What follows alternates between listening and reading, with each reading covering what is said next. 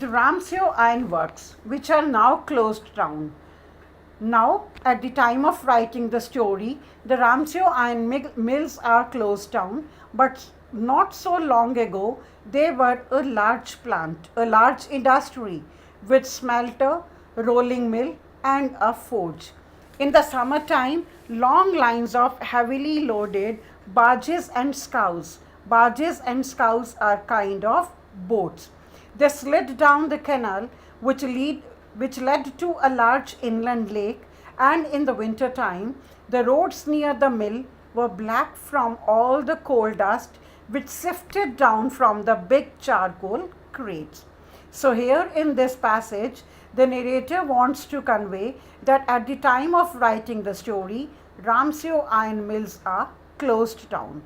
But not quite long ago, it was a big iron industry, and the production in the mill, it was so heavy that in the summertime the goods were transported through the boats, and in the winter time the road near the mill, they were black from the coal dust which sifted down from the big charcoal crates.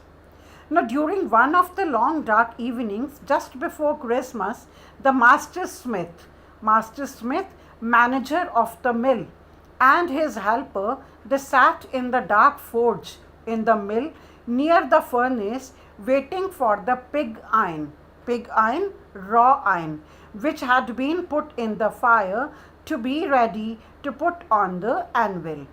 Every now and then one of them got up to steer the glowing mass with a long iron bar, returning in a few moments, dripping with perspiration, though, as was the custom, he wore nothing but a long shirt and a pair of wooden shoes. So, quite close to the Christmas, at the time of night, two people were still working in the mill. These were manager of the mill and his assistant. They had thrust raw iron into the mouth of the furnace and were waiting for it to get melted so that it could be put on the anvil and desired shape could be given to it. All the time there were many sounds to be heard in the forge. The big bellows groaned. Now, the bellows are a mechanical device used to make fire burn swiftly. So, inside the mill, the big bellows groaned and the burning coal cracked.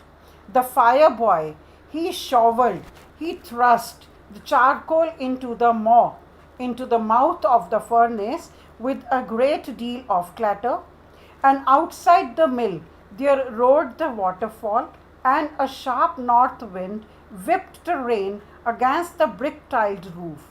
So, inside and outside the mill there was a lot of noise.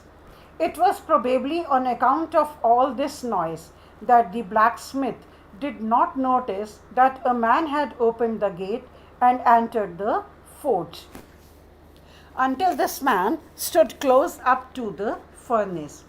Surely it was nothing unusual for the poor vagabonds without any better shelter for the night to be attracted to the forge by the glow of the light which escaped through the sooty panes, and to come in the mill to warm themselves in front of the fire. It was nothing unusual for the vagabonds to come in the mill to take shelter. The blacksmith just glanced casually and indifferently at the intruder. Intruder here is the Rattrap sailor. He looked the way people of his type usually did, with a long beard, dirty, ragged, and with a bunch of rat traps hanging on his chest. The rat trap sailor asked permission to stay, and the master blacksmith, he nodded. He gave a hearty consent without honoring him with a single word, without speaking even a single word, just by nodding his head.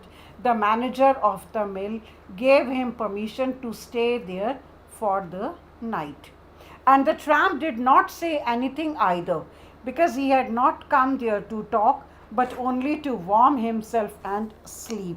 Even the tramp, the rat trap sailor, did not feel bad. that the manager had not asked him anything, because even he had not come there to speak to the manager. He simply had come there to spend the night.